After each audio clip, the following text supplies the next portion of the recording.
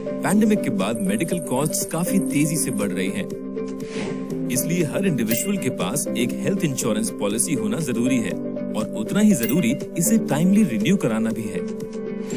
ऐसा ना करने पर आपकी पॉलिसी लैप्स भी हो सकती है और कोई भी मेडिकल इमरजेंसी होने पर आपको खर्चा अपनी जेब से पड़ सकता है या फिर एक न्यू पॉलिसी परचेज करनी पड़ सकती है।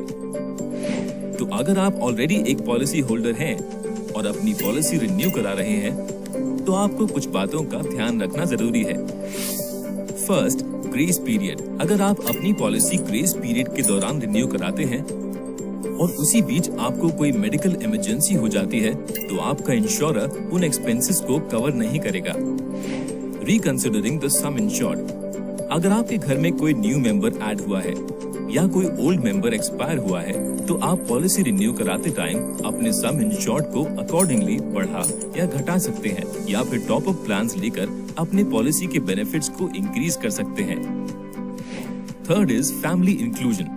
पॉलिसी रिन्यू कराते टाइम आपके पास फैमिली मेंबर्स ऐड कराने का ऑप्शन होता है। तो अगर आप अपने बच्चों या पेरेंट्स को अपनी पॉलिसी में ऐड कराना चाहते हैं तो इजीली करा सकते हैं।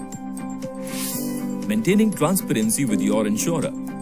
एक साल के दौरान आपको या आपके किसी फैमिली मेंबर को हुई कोई भी नई बीमारी या क्रिटिकल इलनेस की जानकारी अपने इंश्योरर को जरूर दें ताकि क्लेम रेज करने पर आप किसी भी इन्वेस्टिगेशन या पोर्ट कराते टाइम वेटिंग पीरियड से बच सकें। फिफ्थ है change of insurance service provider. अगर आप अपने इंश्योरेंस प्रोवाइडर से सैटिस्फाइड नहीं हैं और अपनी पॉलिसी पोर्ट कराना चाहते हैं तो रिन्यूअल के टाइम आप ये आसानी से बिना अपने बेनिफिट्स खोए इजीली कर सकते हैं। Premium discounts. अगर आप पॉलिसी रिन्यू करा रहे हैं तो मेक श्योर आप इसे 2 या 3 साल के लिए करा लें ताकि आप हर साल रिन्यू कराने के झंझट से भी बच सकें और इससे मिले डिस्काउंट्स का भी बेनिफिट उठा सकें।